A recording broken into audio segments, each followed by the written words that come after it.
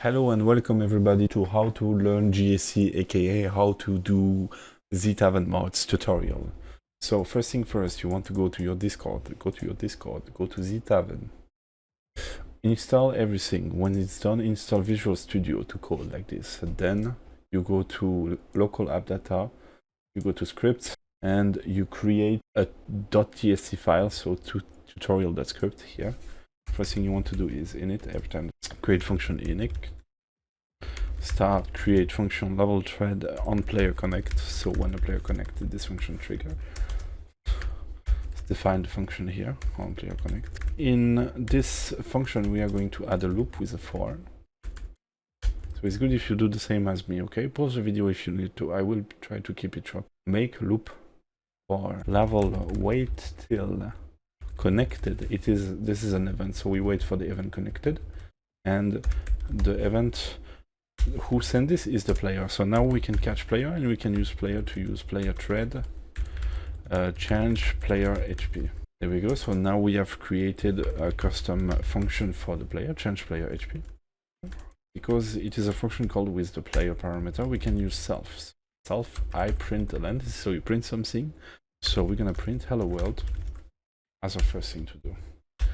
We save it, we compile, and now we go into the game. So for you, if you have your server, you can find it on the list, and then you can map restart. When we connect, we can see the message on the screen, hello world. I'm going to use the command I made .g that allows me to fly and be invincible. So that's the basic.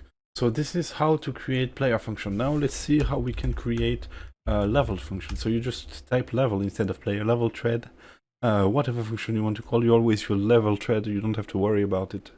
Just do it. Level thread print HP. So now we're going to create a function print HP. So because it is a function called with player, we're going to type self and on disconnect here. Same for this one.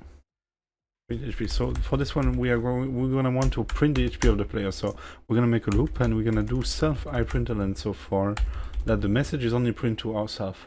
And here, instead of using text, we can use variables. So we are going to use self.health. And then we need to add a weight. This is very important. When you do a for, you have to add a weight, or then it's an infinite loop and it will bug. So at least the minimum is 0.05, but I recommend 0.1. Boom, that's it. This is going to print us. Now we are going to wait for the beginning of the level. So we are going to use flag wait, which is a function from the game. And the flag is going to be black screen passed like this. We have to learn it by heart. And now, because we use the function that is not in the code, we have to find the correct include. The correct include is common script / utility. So we are going to add this include to the function. Okay, we are done.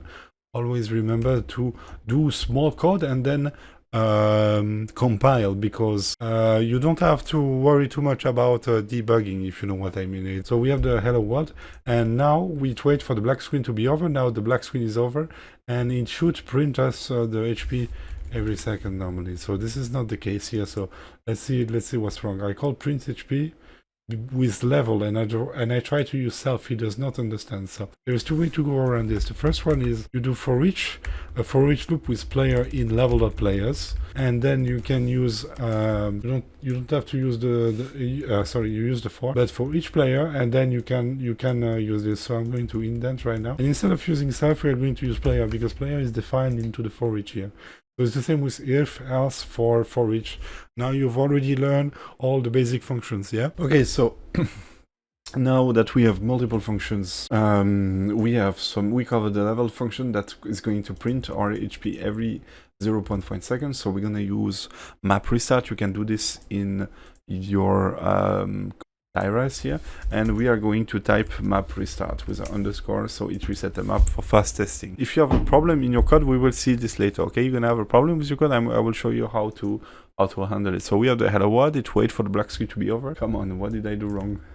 Oh, because I used self here instead of player. Yes, okay. Okay, so we have the hello world. When we connect, it waits for the black screen, and now it prints our HP every 0.5 seconds. So now we can see that we have 400 HP. Okay, so I'm going now to look at my script to see if I missed anything. Another way to use the for is to initiate a variable. So variables in GSC is very simple. You just create something, random equal random int. This you don't need function 10. This is how you create a variable. It will take the type that you want. You don't have to type var or anything behind it. So for I equals 0, I is smaller than 20, so this will be 2 seconds. So let's do 10 seconds, so 100, and then I++.